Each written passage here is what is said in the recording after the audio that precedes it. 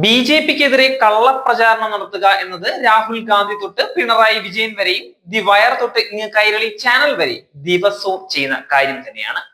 മുണ്ടക്കൈ ചൂരൽമല ഉരുൾപൊട്ടലിൽ രക്ഷാപ്രവർത്തനം നടത്തിയതിൽ കേന്ദ്ര പ്രതിരോധ മന്ത്രാലയം പണം ആവശ്യപ്പെട്ടു എന്നതാണ് വലിയ രീതിയിൽ ഇവിടെ മുഖ്യധാര മാധ്യമങ്ങൾ അടക്കം കൊട്ടിഘോഷിച്ചിരുന്നത്.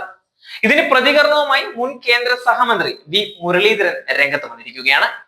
രക്ഷാദൗത്യത്തിന് വ്യോമസേന പണം ചോദിക്കുന്നത് കേരളത്തോടുള്ള വിവേചനം എന്ന പ്രചാരണം CPM-ന്റെ രാഷ്ട്രീയ വേലയാണ് എന്ന് അദ്ദേഹം വ്യക്തമാക്കുകയാണ്.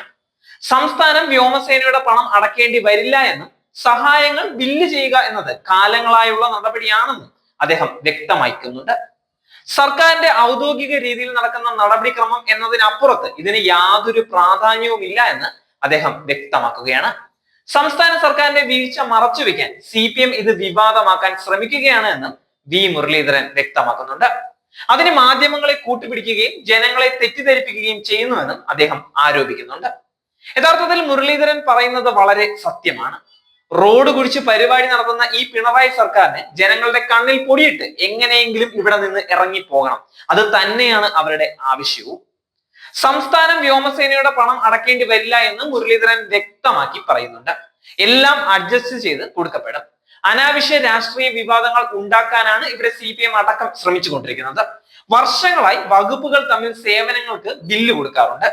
1990 മുതൽ വ്യോമയാന നിയമത്തിൽ പറയുന്നതാണ് ഇതെല്ലാം എന്ന് മുരളീധരൻ കൂട്ടിച്ചേർക്കുന്നുണ്ട്. മെക് 7 വ്യായാമ കൂട്ടായ്മയിൽ ഇപ്പോൾ നടക്കുന്ന കാര്യങ്ങൾ സംശയാസ്പദമാണ് എന്നും വി മുരളീധരൻ പറയുന്നുണ്ട്. Jamaat-e Islami, SDPI, popular front പോലുള്ള സംഘടനകൾ ഇതിന് പിന്നിലുണ്ട് എന്ന് സംശയിക്കാൻ നിരവധി കാരണങ്ങളുണ്ട് എന്ന് അദ്ദേഹം വ്യക്തമാക്കുന്നുണ്ട്.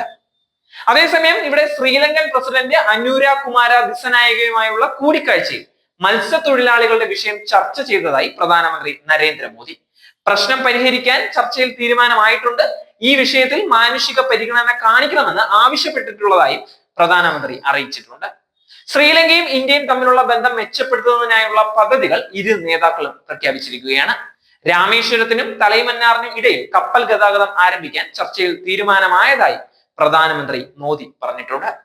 കപ്പൽ ഗതാഗതവും ചെന്നൈ ജാഫ്ന ഫ്ലൈറ്റ് കണക്ടിവിറ്റിയും വിനോദസഞ്ചാരത്തെയും സാംസ്കാരിക ബന്ധത്തെയും ശക്തിപ്പെടുത്തുമെന്നാണ് പ്രതീക്ഷിക്കുന്നത്.